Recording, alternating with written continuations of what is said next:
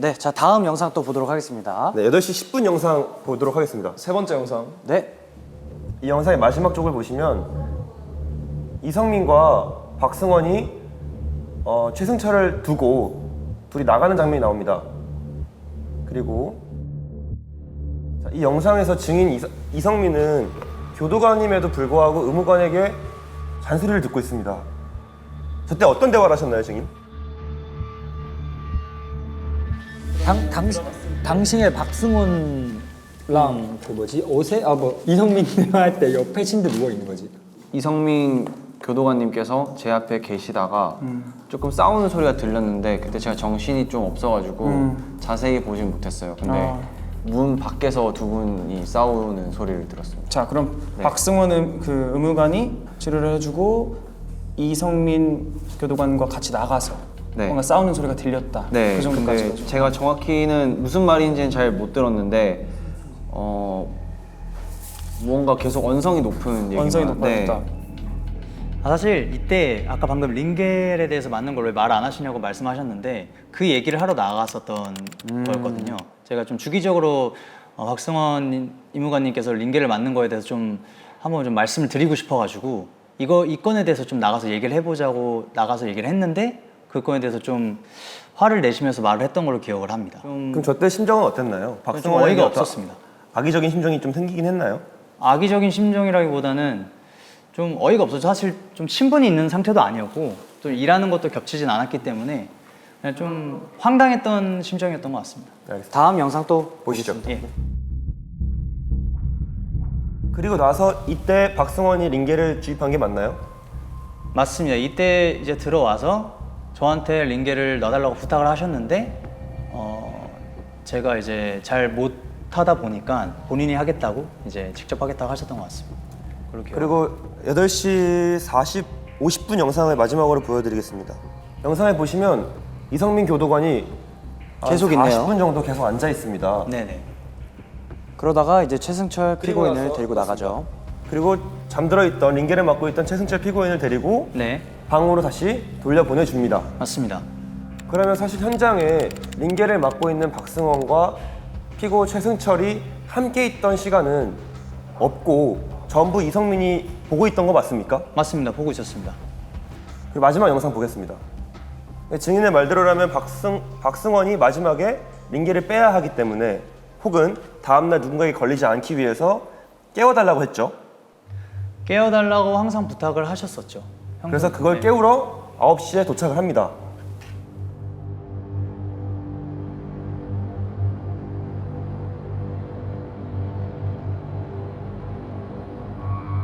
최승철 다시 데려다 두고 9시쯤 다시 의무실에 방문하셨던데 왜 방문을 하셨을까요? 네, 박승원 임무관님이 지금 링겔을 맡고 있어서 깨워달라고 부탁을 하셨어가지고 잠깐 그때 갔었는데 자고 있었어가지고 체크를 하고 다시 나왔었습니다. 깨워달라고 했는데 자고 있어서 그냥 네, 다시 깨워달라고 안 부탁을 깨우고 했는데 자고 있을 땐 약간 1시간 뒤에 깨워달라고 했었거든요. 근데 시간이 조금 덜 돼서 제가 다시 나와서 조금 이따 가야겠다라고 생각을 해서 다시 나왔었습니다. 다시 나오고 그 1시간이 된 시점에는 깨우진 않으셨고. 네, 그때는 깨우진 않았습니다. 그리고 이때 화면에 잡히진 않지만 예. 뭘 하셨나요? 이때 사실 들어갔다가 박승원 의무관님께서는 1시간 정도를 보통 주무셔요, 링걸 맞으실 때. 그래서 30분밖에 지나지 않았기 때문에 상태 체크를 하고 바로 나왔었습니다. 그러면 평소에 박승원이 링겔을 맞는 걸 걸리지 않기 위해 교도관 이성민에게 링겔을 빼달라, 잠을 깨워달라라고 부탁을 했는데 전날은 그냥 아예 빼지 않고 깨우지도 않았던 거네요. 맞습니다. 네. 왜냐면 사건 당일에 있는 사진에서는 박승원이 링겔을 계속 맞고 있습니다.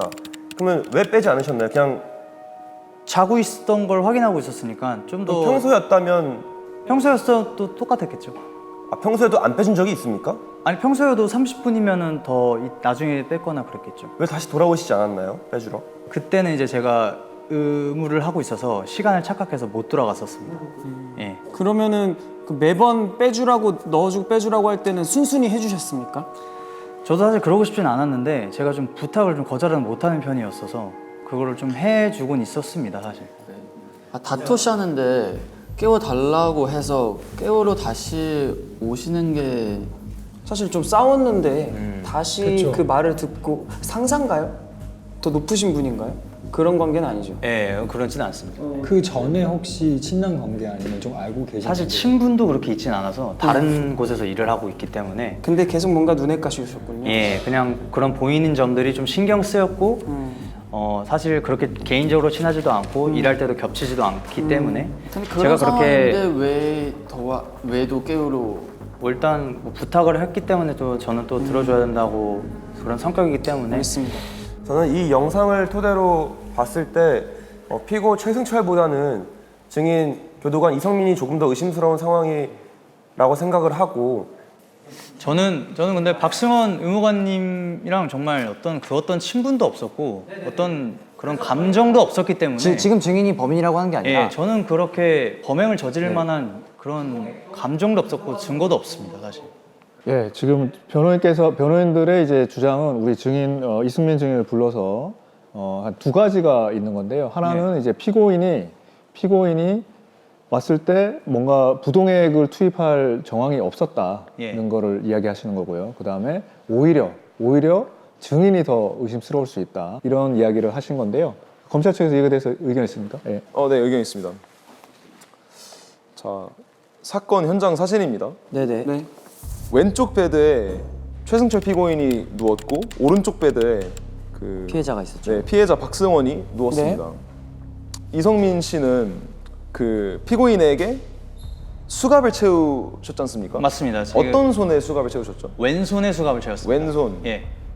그러면 혹시 그 최승철을 혼자 두고 나갔을 때 그 사실 그 주변에 보니까 되게 의료 기기나 약품 같은 거 너무 많던데 예. 그런 거를 충분히 건드릴 수 있는 거리였다고 보거든요. 저는. 그쵸. 근데 그런 거를 생각을 안 하고 혼자 두고 나갈 생각을 왜 했습니까?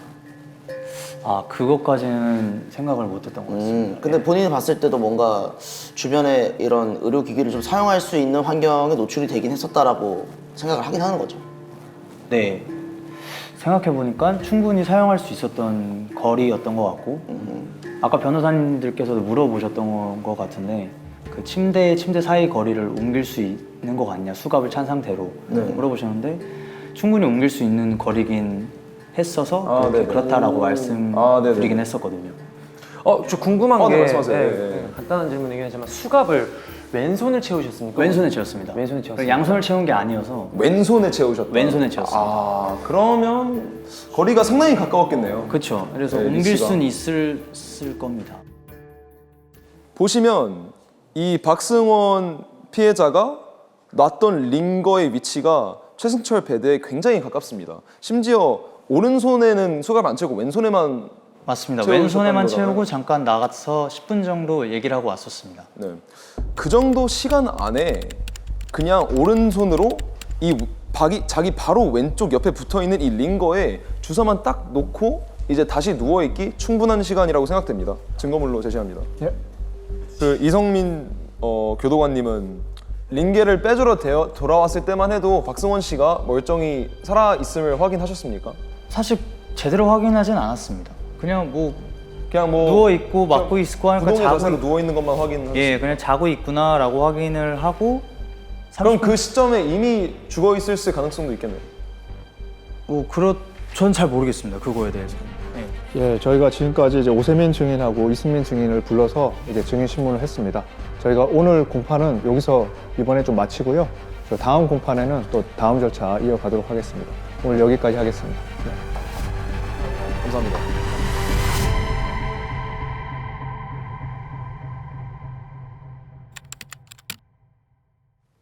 모두 일어서 주십시오.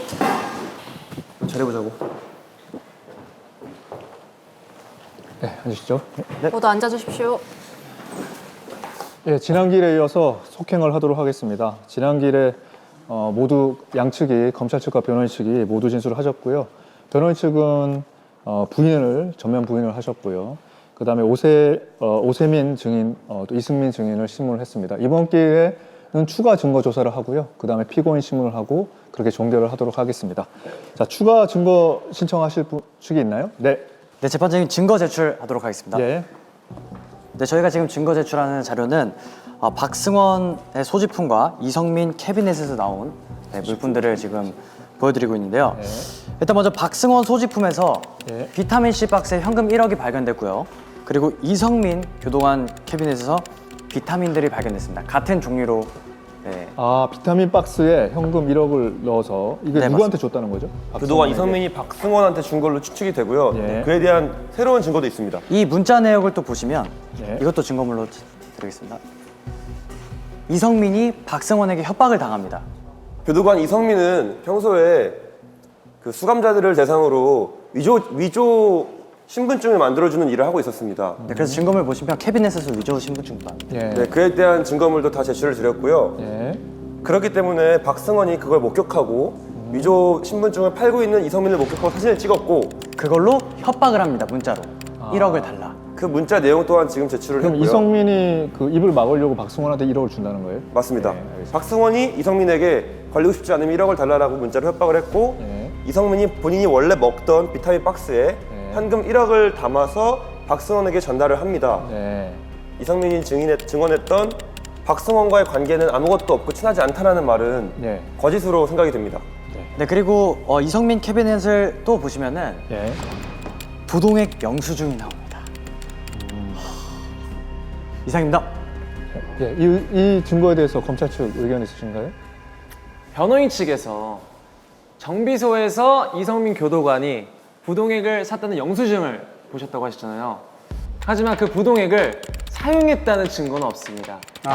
또한 박승원 DNA에서 검출된 부동액이 정비소에서 산 이성민 교도관의 부동액과 일치한지 안 한지도 확실하게 증거가 없기 때문에 그것 또한 저는 추측이라고 생각합니다. 그러면 저는 검사님이 말씀하신 대로 부동액을 안다는 사실로 제가 부동액으로 살인을 했다는 의견을 주신 거잖아요, 지금. 사실 제가 이성민 교도관의 내용들을 증거로 제출한 이유는 이성민 교도관이 살인을 했다 안 했다를 의심하고 싶어서가 아닙니다. 이성민 교도관이 박승원에게 돈 1억을 갈취당하고 했던 것처럼 박승원 자체는 교도소 내에서 갑질을 하며 수많은 사람들에게 힘듦을 줬다는 걸 알 수 있습니다. 하물며 교도관까지 이용해서 현금 1억을 챙기고 매점을 운영하고 그리고 피고에게 이런저런 나쁜 행동들을 한 것을 미루어 보았을 때 그냥 단지 박승원한테 나쁜 감정이 있다고 해서 살인을 했다? 그거는 피고 최승철에게만 적용되는 건 아닌 것 같습니다.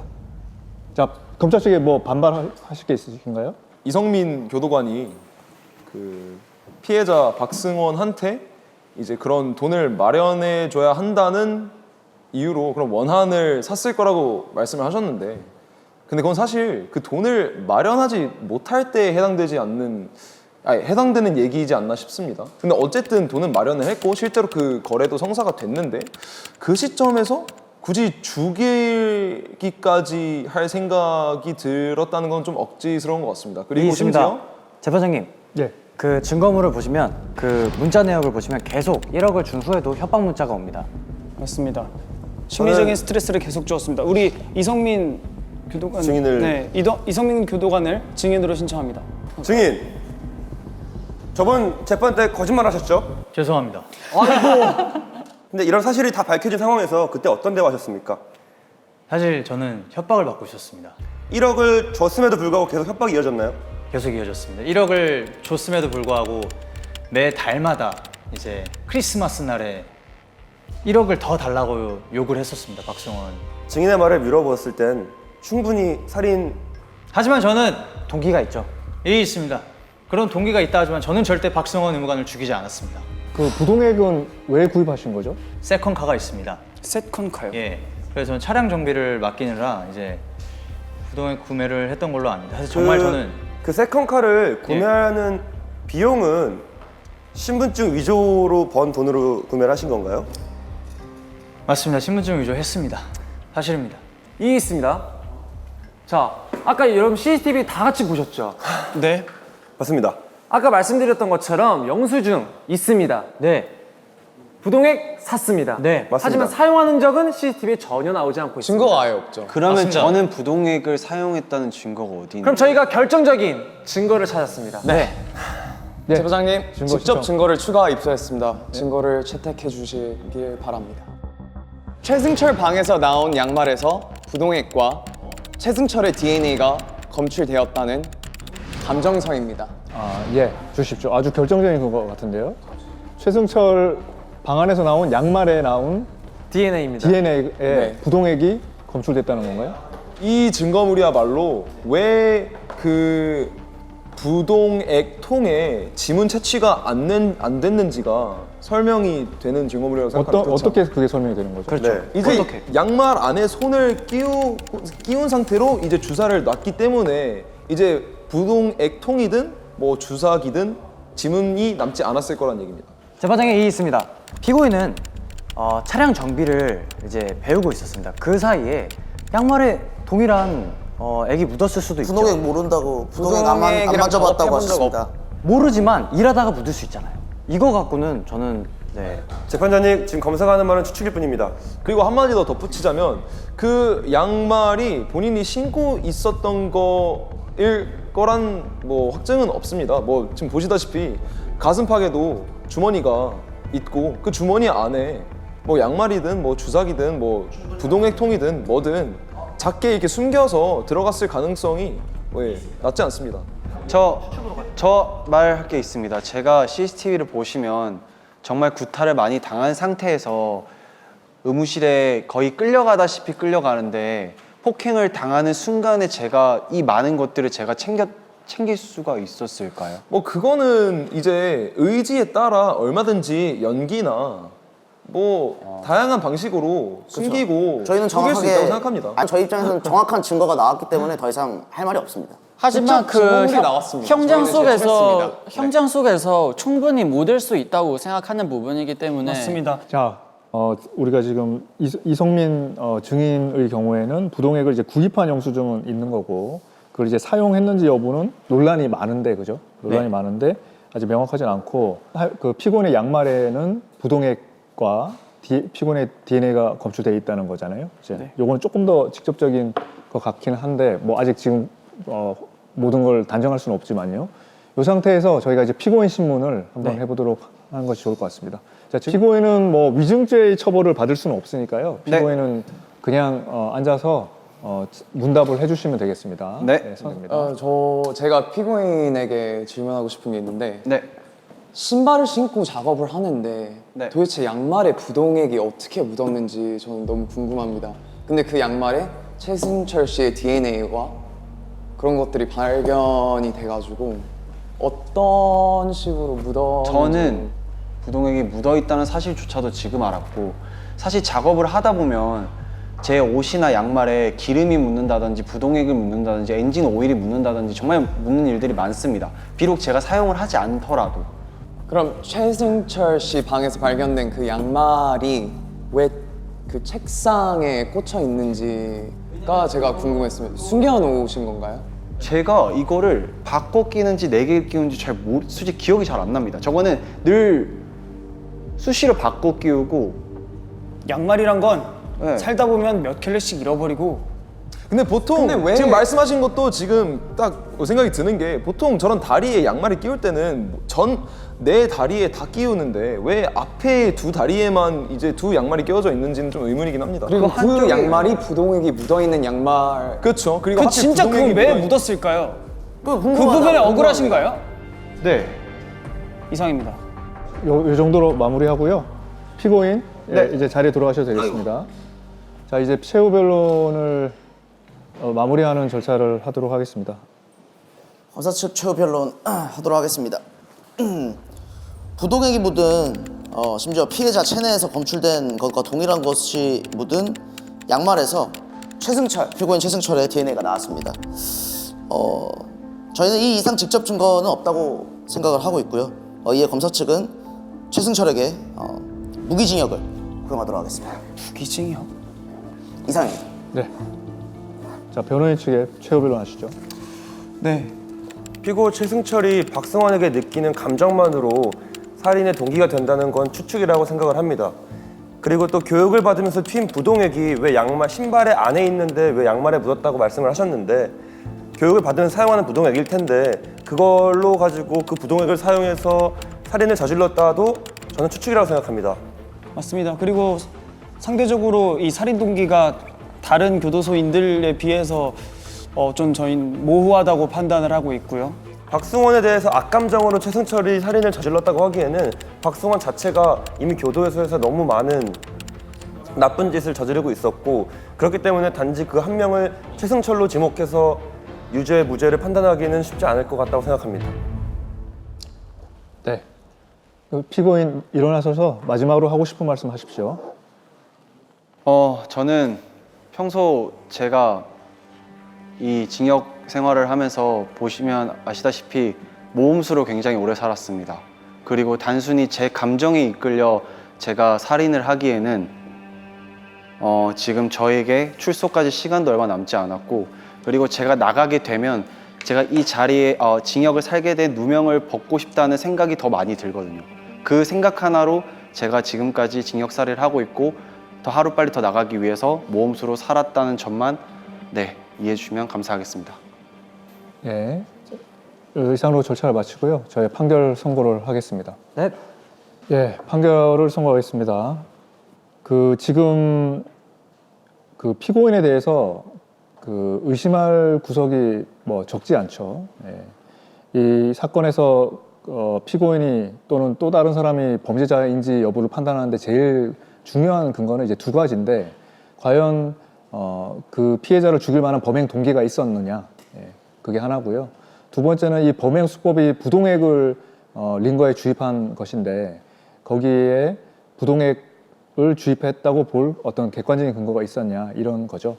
많은 추측이 있지만 사실 이 형사법에서는 아주 객관적인 확인된 근거만을 이제 쓸 수 있고 여러 지금 이 사건에서 이성민 교도관을 비롯해서 다른 사람이 범인인 것처럼 의심이 되기도 하지만 다른 사람이 절대 범인일 리가 없고 오로지 피고인이 범인일 수밖에 없다라고 아주 고도의 확신이 들 정도로 다른 사람이 범인이라는 이성민이 범인이라 일 수 있다는 합리적 의심을 완전히 배제해야만 피고인에게 유죄를 인정할 수 있을 겁니다. 범행 동기나 그 부동액 사용에 관해서 특히 범행 동기에 관해서 피고인의 말하는 거에 석연치 않은 부분들이 많아요. 예를 들면 가석방을 탈락을 했고 가석방 탈락하는 데 대해서 피해자가 결정적인 역할을 했음에도 불구하고 그걸 다 알면서도 원한이 없었다 이렇게 말하는 것도 잘 믿기 어렵고요. 감옥이란 좁은 공간에서 소문에 전혀 흔들리지 않는다 이렇게 말하는 것도 만약에 범행을 했다면 그걸 그냥 부인하기 위해서 이야기하는 것이지 합리적으로 통상적으로 받아들여지지 않는 그런 변소입니다. 그리고 가장 결정적으로는 이제 DNA가 양말에 검출된 DNA가 본인 DNA고 그리고 양말이 그 양말을 신고 평소에도 부동액을 만지면서 일을 하다가 묻었을 수도 있지만 그거에 대해서 평소에 부동액을 전혀 사용한 적이 없다라고 이야기한 것도 좀 믿기는 어려운 이야기고 또 아까 그 같이 일을 했던 그 증인 같이 증인의 이제 말과도 좀 배치되는 측면이 있습니다. 그런 모든 석연찮음에도 불구하고 그러면 이성민이 절대 범인이 아니냐, 이성민이 무조건 무고한 거냐 하면 또 그렇게 볼 여지도 없습니다. 그래서 이런 점들을 다 고려했을 때 그리고 특히 그 부동액이 과연 동일한 성분이냐에 대해서도 이성민이 산 부동액이 따로 있죠. 그 부동액도 동일한 성분인지에 대해서는 판단이 그 검사 결과가 나오지 않았고 그런 걸 검사해서 판단해서 이성민이 산 그 부동액은 이것과 다르다라고 입증해야 될 책임은 검사에게 있는 겁니다. 검사가 그 수사를 다 하지 않은 거죠. 이런 지금 상황에서는 피고인이 모든 합리적 의심을 배제할 정도로 유죄라고 입증하기 할 증거가 충분히 제시됐다고 보기 어렵습니다. 이 모든 것을 고려해서 피고인에게 무죄 판결을 선고합니다. 네, 이상으로 재판을 마치겠습니다. 감사합니다. 얘들아, 고생했어.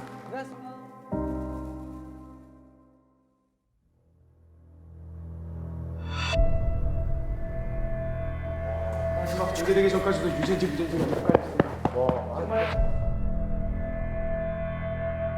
죄를 짓고 싶은 마음이 있고 누군가에게 복수를 하고 싶은 마음이 있다면 그 누명을 씌운 사람에게 있겠지. 저는 지금 제가 너무 억울한 상태에서 가석방 신청을 했던 이유도 하루빨리 그냥 여기서 이 지옥 같은 여기서 벗어나고 싶은 마음밖에 없었거든요.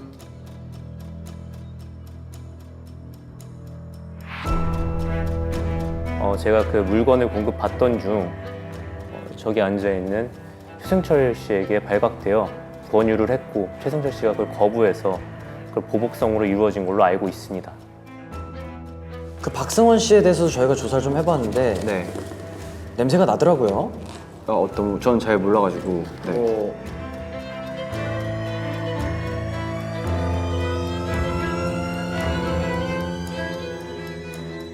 박승원은 어떻게 바라보셨나요, 평소에?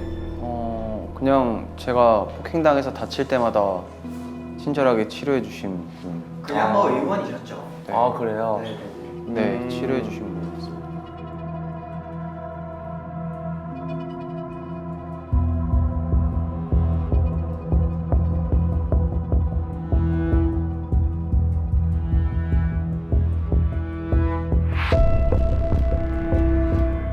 그리고 정비소에서 일하셨고. 맞습니다. 저를 일자리를 잘 안 써주실 것 같아서 이 기술적으로 좀 배워서 해보고 싶어서 직업교육을 정비소에서 받았습니다. 가석방에 대해서 박승원 씨가 조금 이렇게 계속 이제 반대게 했다. 그거를 알게 그거 알게 되셨다고. 됐죠. 뭐 이게 사실은 자세히는 못 들었고요. 모험수로 나갈 수 있었는데 못 나가고 계속 그러고 나서도 맞고 그러니까 안타까워가지고 말 걸다가 얘기해 줬는데 박승원 씨에게 많이 화가 났었나요? 아니면? 아니요, 그냥 저는 더 조심히 조용히 지내야겠다 생각이 들었습니다.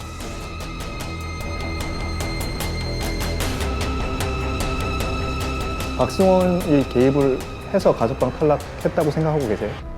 같이 수감을 하고 있는 오세민 씨께서 얘기를 해주신 부분에 대해서는 사실인지 아닌지에 대해서도 궁금해하지 않았습니다. 박승원에 대해서는 원한이 없다는 거예요, 있다는 거예요? 없습니다. 없어요. 네.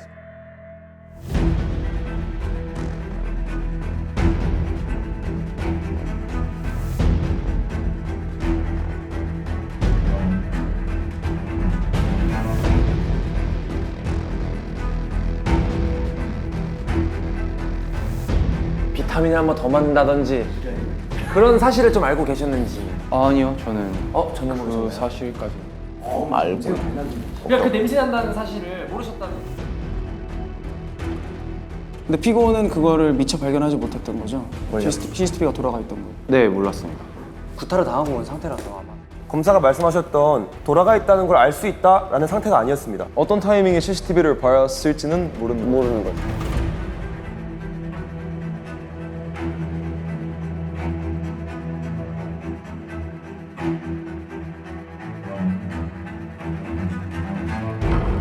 그날 왜 맞은지 알고 계십니까? 늘 구타는 아무 이유 없이 시작됐어요. 네.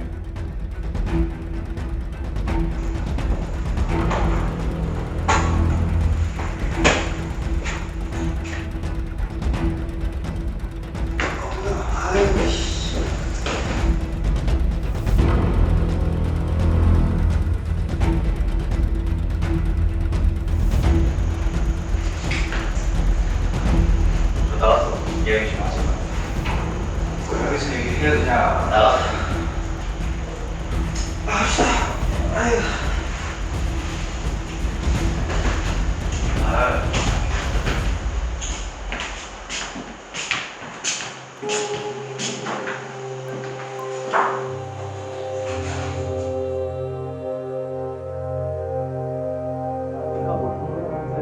내가 답이고 네가 의지가 있나?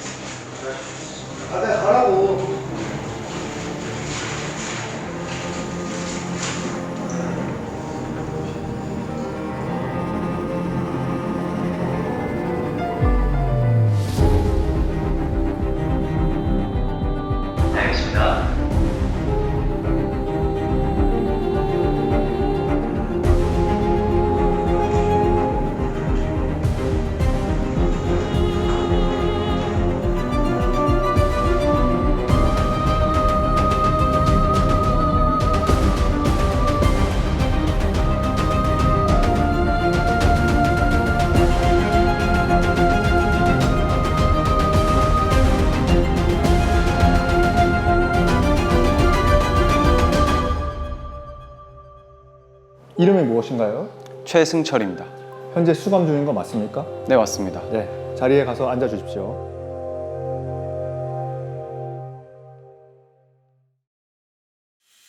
다음에 또 만나요. 우리 모두 슬퍼 말아요. 다음이 더 기대되는 고잉 세븐틴.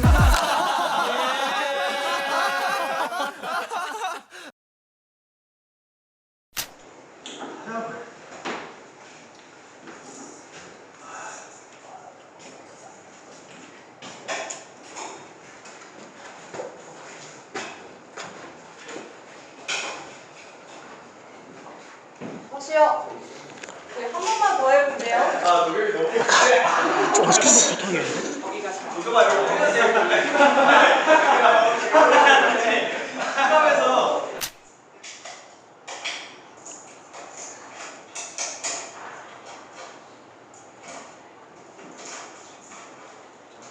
네, 컷이 오케이입니다. 아, 너 순간 그렇게 못해. 아니, 타이머리가. 아, 진짜. 두고 보고 찔 거야? 제가 뭘 해야 되는 거예요? 그냥. 네, 알겠습니다. 잠시만요, 잠시만요. 또 무전을 귀에 대진 않아요. 아, 네, 입에 대요, 입에.